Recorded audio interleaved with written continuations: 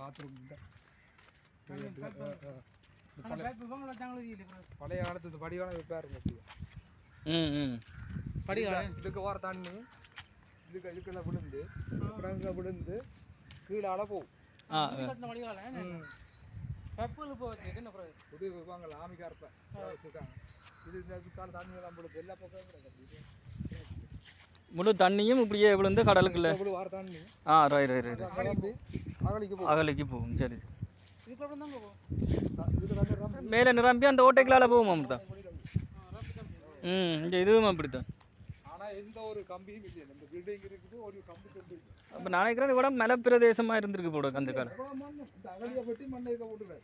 ஆமாண்ணா இப்படி ஒரு இயற்கையான காட்சியை நாங்கள் இன்றைக்கு தான் பார்க்குறோம். நம்ம கடவுளை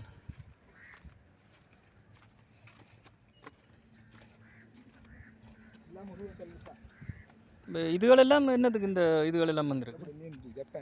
ஓ பெருசா கிடக்கு. ஜப்பான் பிலாங்கு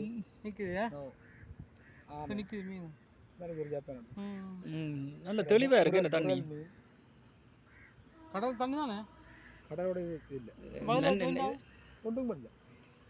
அதுல பாலம் கிடக்குது. இது நிரம்பினா இதுல தண்ணி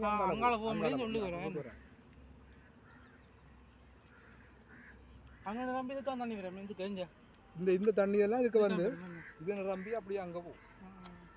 அதான் அந்த கூயிறாங்க பார்த்து என்ன இதெல்லாம் நான் சேவெடுக்க வந்துட்டேன். இப்போ இல்லாட்டி ஒரு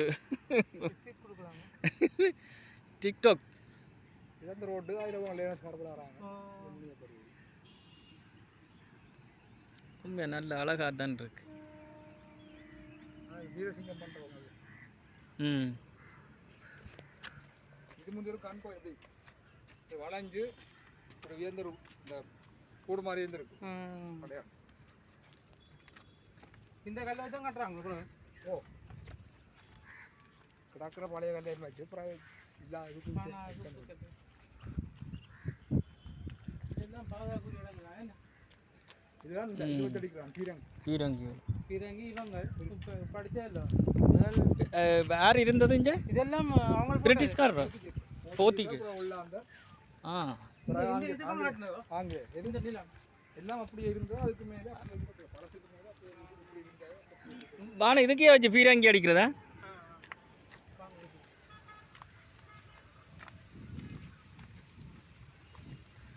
நாங்கள் ஒரு பெரிய ஆரம்பத்தில் கீழே பள்ளம் மாதிரி இருந்த இடம் இது. ஓ சிறையடி தானே.